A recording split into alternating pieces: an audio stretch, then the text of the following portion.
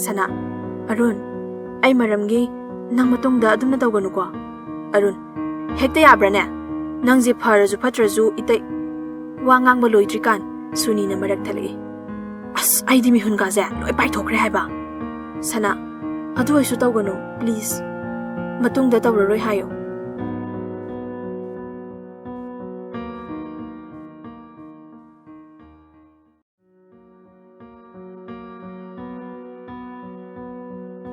Sana, ay di iyam ka dorida. Sum khalu raga. Suni, yare se, sawo do pataro. Sana mapukning nungsina. Suni, lao, chatla se. Arun, ngasidi ay khoi khara halamage ko. Arun, hoi. Ado nang suyam khanjalanu da. Sana amadi Suni thokre. Thoi bagi su class loiraduna harau Sanabu ujaba fanglani khana lakli. Thoi bana college yorakpadadi Arun matomta leiramle. Thoi ba kayam kuire ngasi class nganta loirabo. Arun, loya tamo. Thoi ba koyeng yenglaki Arun da hangbasu ngamjede. Chalasira. Arun mayambana yenglibado masu khanglibani. Arun, hoi chalase tamo. Thoi ba mathamoida. Ngasidi lakpadasu uba phangde. Hanbadasu uba phangde. Kaidabai ngata halamino khangde he. Mabu nushinabaga leirabzalo. Arun da hangibu inau pani kamai hangluni. Asomda Sanasu mayum yaure. Magi kada prep changduna thokiba thodok adu ningsingduna mathamoida sauningbagi maichak asum helakli. Thoi basu mayum yauraduna iruzaba changki. Arun mathamoida. Tamo, aisu khangida. Tamo na Sanabu khanjai haiba. Ado tamo, ngasidi college da thokhaningdaba thodok ama thokre. Matungdadi amuk hana thoktanaba nanauna tawganiye. Tanja aduda call ama laki. Yenglubada Suni oiramle. Suni, wa haiba loidringai Suni na marak thalaki. Nang yum yaurabo, kamai tawrage? Arun, yaure, nangdi. Aisu yaure. Arun, wa amta hange. Suni, kai wano hangune? Arun, kamai hangdoino khangdre. Ado lana di khangano. Sanado magi haiba loidringai. Suni, sauna. Nang na muhop chai raha. Arun, kaidaino da. Ontok pa. Suni, adudi kaigi hangiba. Arun, maram leibaine. Magi khangnabaga leibra haiba. Suni, leite da. Ado mana hop chajaba amadi leibane. Arun, kanano ne? Haiba yade da. Hairo ko. Suni, ado aisuwa ama hange. Arun, hango. Suni, nui dadi khangnabaga wa haiba loidrikan. Arun, aduna amu kaigino? Suni, ai haido hana kumo. Arun, akhoi tamodi khangnabaga leiteda. Suni, phare da adudia. Arun, phare amu haire. Nangira haibane. Suni, natte haiba sa natte imanabi amagine. Arun, seng na hairo haibani ne. Suni, nang lana di khangano. Sanana noi tamoze nushizabane. Adugi wa haiba loidringai. Arun, Suni, ai kona tarage. Ai thamage. Phone thamki. Arun, chap chare. Sanagi number se paper sida iraga tamogi phamung sida thamlage. Ma thokpa mai tawrasani. Aizu iruja thoklukige. Arun iruzaba changki. Asomda Suni, kaino Arun sibu saukrazala. Aisu arembage hairure. Ibema nang handakti sanana lantawba soidredana. Suni wakal leitadana laikare. Arunda mu call tawrami. Adubu Arundi call paikhalaktre. Hanjin tawre adumak pairaktre. Suni pakhatpana suloire. Aibu karinunge hairubano. Suniya nang haipayam saida ko. Matomta sonjay. Suni Sanada call tawrami. Hello? Suni? Suni, nang yum yauraba natro?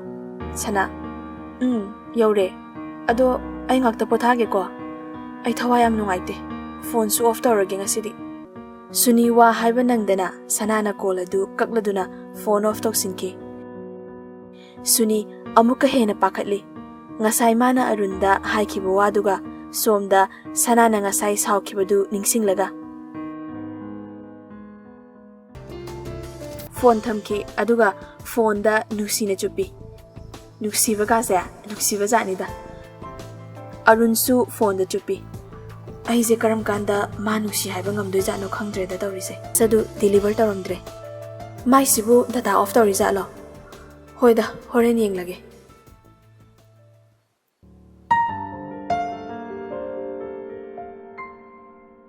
asomdana joy mathamoida khanje momonta noklaga leibai chani ngasina maithongda awabagi mami joy machagi manakta changlami aikhoi miss ki ka sida amukta changbaga yagadro sana mapabungi khonjel tabada pumnamak lotsinlaga nokladuna khumlagi changba yade miss haujek thaba ama tawri joy adudi mapana nga ngairage ko yara kanda paw haibiro sana mapagi manakta chinsilaga chetna konsinje baba joy icha sana bu kaidorage baba da hayuse kaisum tawdiye baba joy machagi maithong da takhiba mami joy su khangdibani momo noklaga kaisum tawdraga aigi icha sana gi khazai da thokpa dimple se ngasidi mangkhrisidi ngaikho kaino side icha gi naton sida asawa ma leirene haima mitta su asawa ma leina sidia heis yam sawani na sidia munam te yengda yadre kai da sawa yawge haina joy na noklaga sana da muna yengi sana baba joy ngaikho he ai munam te yengkige sana baba joy how sana mina kasum tawde harago marai konsina duna ngangi joy is leisabi double pharaba mana marai ga konsina dana sana suktoi joy phagi tawbuni se babana isa da kanana kai haino sana na mapabungda wari pumbali thokle joy sana gi wahai adu tabada asawbagi pankhai leitre hera mi ushitaba saradana mapa ayama wa haiba loidringai sana baba hairam laga mapabu konsili makhoi ga managumse ai su khange baba na tawbu ngamba adu baba makhoi ga manabai kaidro adu gi sumathakta baba natana nanawi bani gini haibada kana bu leibage baba sawgonu ai su mohanna makhoi ga onsinara roiba birang ihauraduna atapa khonjelda baba na makhoi ga manaraga baba mu mapi sintharagi joy khuruna makunlaga sanagi sintharakliba pi singdo taithokladuna kapkanuse asigi bu kapladana ga tawi ichana haibada baba na yadaba yawbro ichana sum kapadine baba makhoi ga manani ko mani su school halakle mani na imung changlakpada machina kaptuna leramba ure mani pakhana chinsilagi baba che ka dawrage kanana kai haina chiche da ai tawge sana manau nupagi icham chamjaba wahai adu taraga chiche se nupa ani na ngasai magi nupi ni hairiba adugi chiche ga khatnabagi baba da hairamane mani sauna kanana ai ama asuk ichau chauna leiri je makhoi khangda jalo kanano iche aingonda hairo khangni hayeng de school ga chatloi baba phone piro ai thabak tawge joy phone di nang kai dawdoi ba mani pi da piro phone tawdoi ne imanaba singda hayeng cheche sangna ba haidoine nupa do lakladi phudoine aduga icham chamba mani ki wahai adu tabada mapabung joy hauna noklagi sanana mani ki wahai adu da mani bu chetna konsinje sana mani nang cheche bu kayam nusi mani yam nusi ai leiringai cheche da kanamtana mamit na kana yengba phau yaroi sana aduga nangdi cheche da adom khana ba hauriduna kai ke mani aina khana hobadi ai atopana cheche da mamit na phau kana yengba yaroi hayeng cheche na yum pan khrasu ibai na ga thina tawraba ibai do aina lakla phudoini sana kai da yum pan bagi wano Jut chadaba ibai kaina. Mani. Asing mane che no kono. Joy macha ani gi matawado uraga nokli. Yare yare nachin nanaw gi wado napa ai lei kai se kawrabo. Mani. Lei khangjai adu kai dorage. Nongmadi che che se baba ibani thadok yum masa thadok tu na chat ki doine. Pirang ihawna. Aina chiche da laknaba chiche bu sawhanba aina chiche nungsidabagi nati. Chiche na yum sidagi chatkiba numita aina chiche da oina jabado loirabane kaplai. Sanadi manigi wahi aduda thamoi kaibo hoiki. Manibu amuka hena chetna konsinje. Joysu manigi wahi aduna mapukning sontahali. Sana mapi sinthaduna manigi laibakta nungsina chupi. Chiche se yam nungsibra. Mani, nungsiye. Ado je, ai chak yam lame chara wala je. Sana, hoi hoi, iruja thokluro dana. Chiche sak thiram lage. Mani, hoi chiche. Mani iruja bachangki, sana su chakum da changki. Joy, macha ani gi matawaduna ngasidi kaphali.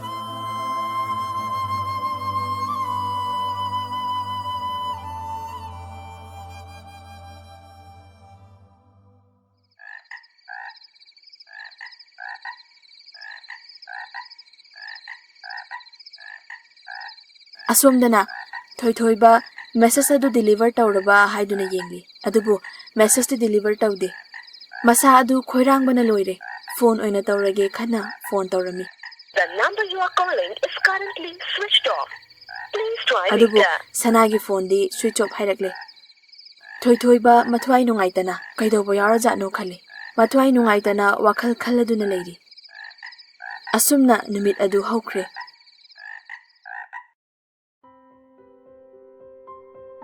Thoi badi ngarang tum thakiba khanghaudre makeup hek thorakpada phone yenglagi ayuk ki pung ahum khara helamle message adu deliver tawraba haiduna amuk yenglagi message deliver tawramdre no nganba ngaiba suware adubu khanghaude thangnaba mitkopta tumthaduna leramle.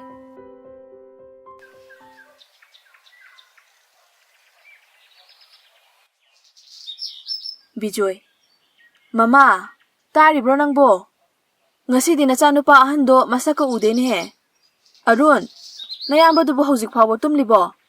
Mabu university satni ka karaba jalo. Pungsi thengdribo noibo. Arun, pabo, matambudi nga ngalida. Bijoy, loisin khochin ba haiba matam amasu lay hobe amuk tawni. Hawdokluro thenge. Mema, ngahak tumja sanu kaidawrage. Mi wadana tummi oiramniye. Bijoy, nangna na cha se kankat loi mangba tare. Mema, icha mangba ka di haibinuda. Mama aina icha khangi. Icha animak mangoy. Arun, o yare maraido hanu thangduda. Ai tamo hawdoklukige. Arun, mathamoida khanjay. Yahe, akhoi tamo sisu ngarang da number piram da ngairi. Kari wari bu sanaino nungdang chupa ma sana leira jala khangde. Hoida, mi pakhang le sabi bu sanadana. Sidi aiju suni confirm ta da yadre he. Iju sakreda. Arun mayambagi ka changlagi. Tamo, hawgalo thenge masano thoi ba. Aidi amuk tum thalera medana. Arun, hoida yare. Mayambada nokmi tawsali. Thoi ba. Kaino nangna ayura nokmi ga tawiduna. Aiju joker malabo. Arun, mande sum nokning bado. Thoi ba. Kaino si angang sibo ngawra jalo. Arun, nanaw ngawjadri gyan adum tajari. Pungdo hanam te yengo kaya tarage na. Thoi ba. Pung sidia. Khanghawdana haidoragi. As ngasi so mu ubo phangda tokpata. Gyan khanglak wa ngang balepki. Arun, kaino ubo phangda ba haidia. Thoi ba ikai bagi khara fingna. Kasum nate. Arun, hoida. Thoi ba. Angang yam ahan sano. University da assignment ama piga da balay. Adugi ozadu unaba phangda tokpa tare haibane. Arun nokladuna. Hoida nanaw loisin jarukige. Tamozu ozado thenkini. Chaithaba lengsin biruro. Arun thoki. Thoi ba nangse adum choptana da lay. Nupi khanbada nanaw paga tinaba mamanabi khaladi choppa tabani ne. Hoida chopona tam tawrini khalage aisu.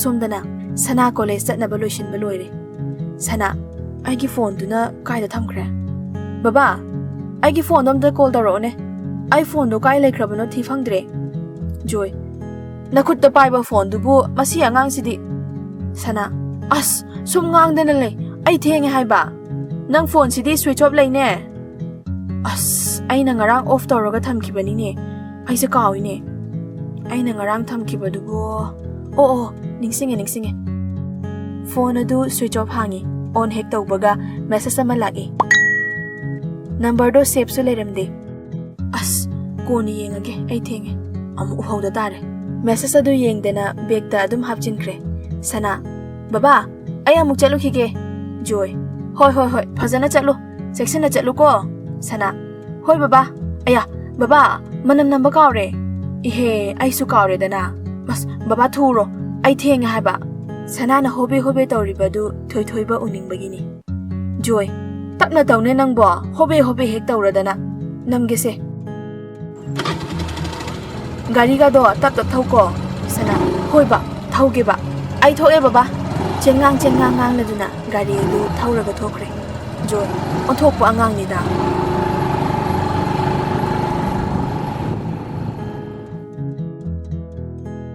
sana lambi da lakna mapukningda khangni ba ngasi ka hek ngai na halaba manungai ni hondok lamaga chatke adubu ngasi di suni na hana ngai duna leramle sana suni na ngai duna lerambado ubada harauje sana good ngasi de ngai ramedana suni sana ibe magi isaudo nanai nu bi kijarabado adugi wa ngangbagi thengbani amu haibirani thauro gari ga do sana nokladuna hoi thoi ba mathamoida ngasidi thengna boy jage ko nusibabu sembi balai nanai ga wa base amta ubiuba sanaga sunigana gate hek changkhibaga thoi baga arunga su changlai thoi ba sana changkhibadu ubada harauje mathamoida nusibagi laina aige wa base khangbira male ngasidi nusimagi inglabi maithong uzaba phanglani ko amukta chongdriba mihul amasu chonglagli mihul sizune aibu horen ma yengma ngamdoi jalo yam khanganu da nupa macha kok yengo nusibi ma yengbubu kaidoi kaidoino sana gari edu khamlaba matung side glass ta yengduna gari thaurakpada nuksina humbagi chaithokhiba masamana sing adu semba laknari suni sakphajabi bema nasamna do kem tawde ko sana tawdrasu semliba nathonate thoi ba magi gari edu sanana leiriba adugi nakanda khami arun sana je ngasidi am ke ko sana arun gi khonjel adu tabada lukthaduna masamadu makhuna khotharami samlang sing adugi marumdagi lona thoi babu yenglagi thoi ba ubada sana na thoi babu lona yengje sana ikaina khumlagi gari thaurakpadu da sum samje sembanida arun aduga amuk samdo khothari digaige sana amuka hene ikairaduna tapna masamado amuk gepkhalagi suni tamodi kaidano thoi ba aidi university chatoine adudi ay amuk thoklage ko sanada lona yenglami arun yes sir nana hoile jawrage thoi ba thokre arun changlase lao suni hoi sanadi wakhalamada tawri mamayado adumak lukthaduna thoi bana chatkiba adu yengduna lepli suni no onthorakpada sana na leptuna leibadu ure suni sana kaidore nang di leptuna leiriduna laodana sana hoi lae thoi ba sana nei kairaduna choijaina rebi samlang adubu thatharaduna napada tapna yepkhatkibada urakle yepkhatkiba samlang marumdagi lona yenglakhiba ikai bin engdu su urakle ngasidi thoi ba harau university da chatki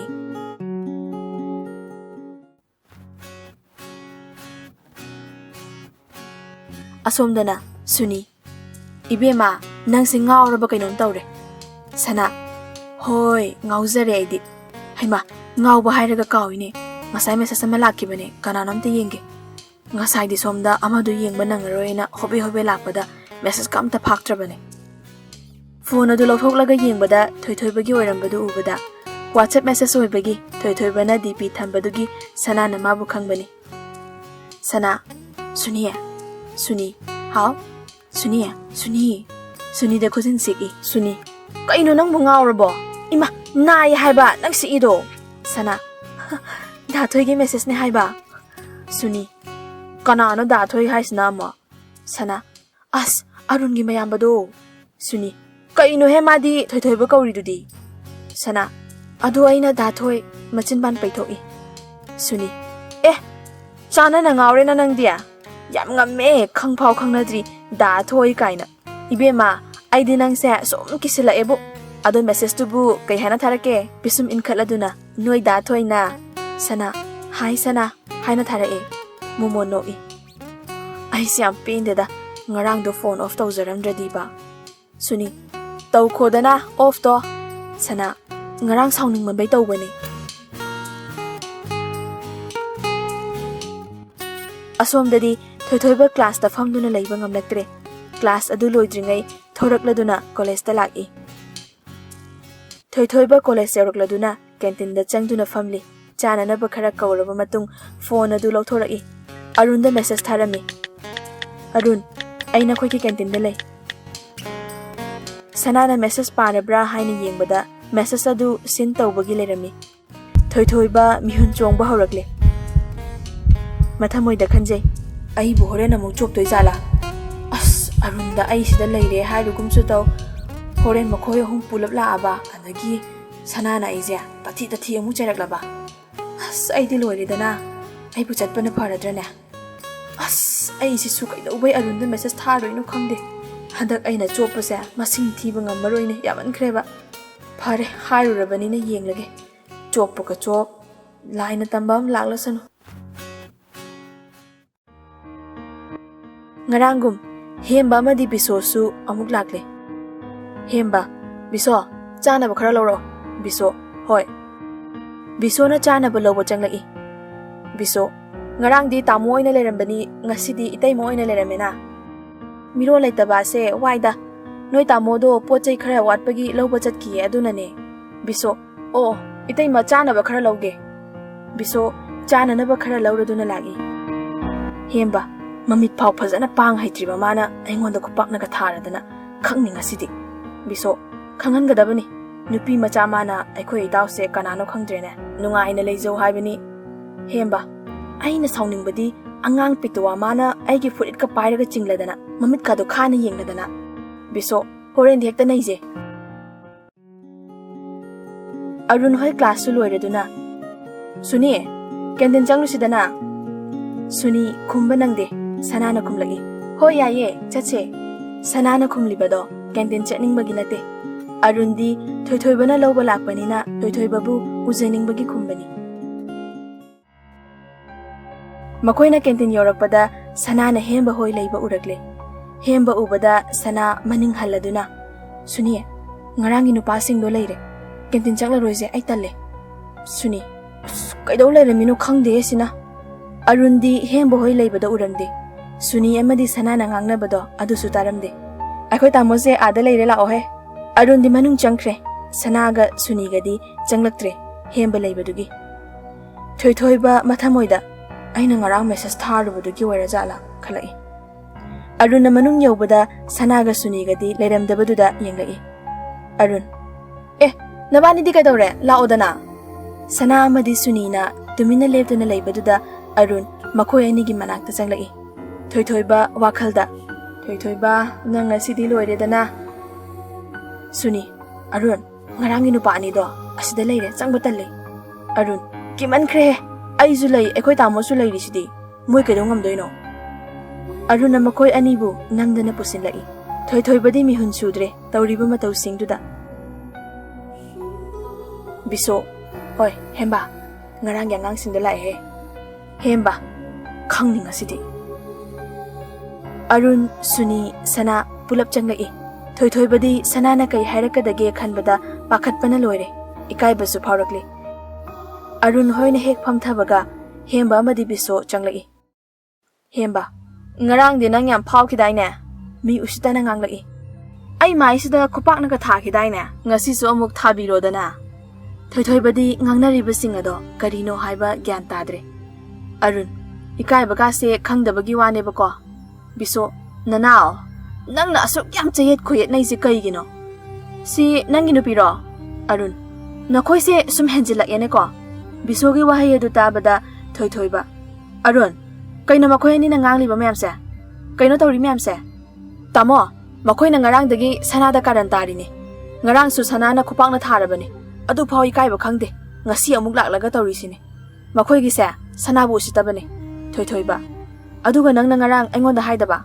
Arun, tamo, aidi makhoi na asumna amuk tawrakani khangda tawbani. Biso, moi waje tabada yam nuaiti e. Oi hero saba. Nanao paje khamjilo. Aduna na khoi ani maki afaba oini. Natai masidi aikhoi pukhrage na ko. Sana haugaladuna thokige tawi. Thoithoibana sanagi makhut phai. Sana ngaiko. Nungsiba mahakna khudang pairaduna khambado. Sana mapukningdade haraujai. Adubu tawriba mayamduna maram oiraga sana na thoithoibagi makhut adu kanthokladuna. Ai chatlage. Thoithoiba akanba khonjelda. Aina chatpa yaroi de chatpa yaroi. Khongkap mama thangda thango. Nakhong thude e khango nang aina. Sana nungsiba kawbanina makhong thangba ngamde. Thoithoibagi wahai adu kibagi nate. Hemba, nangna ai nupigi khudanga paiba yabra. Kari makhong thude keba. Thude ohe hairaduna thoithoibada kin tilagi. Thoithoibana hembagi kinadu phai.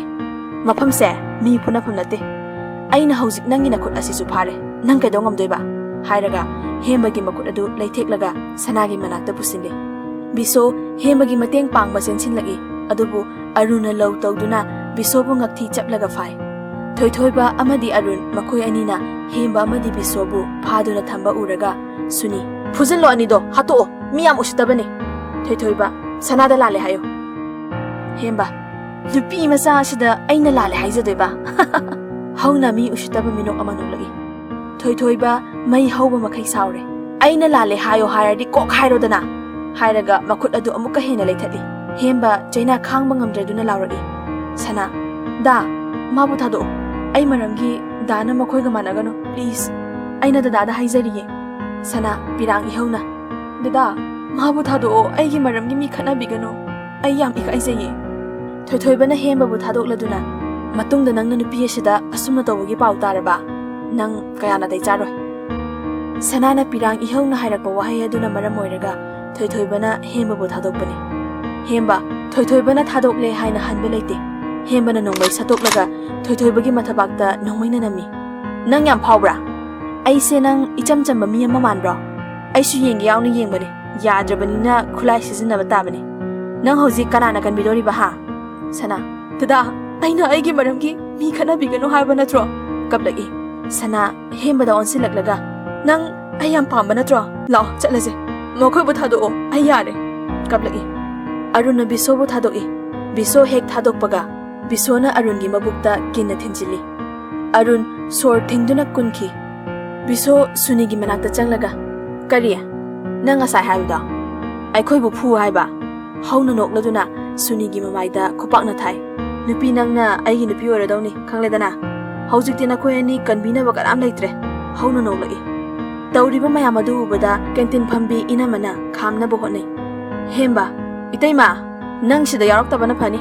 Yarokladi nang so phabo oiroi. Blank fire matawi. Canteen phambi inama ima lauraduna phamthaki.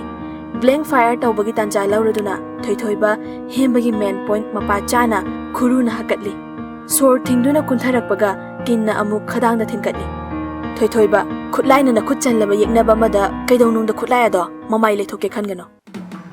Nang nong maisa paisa horose. Marusidi ai purage ne ko. Ado wa amasu hairamge nangi namanaba se puraga chakro.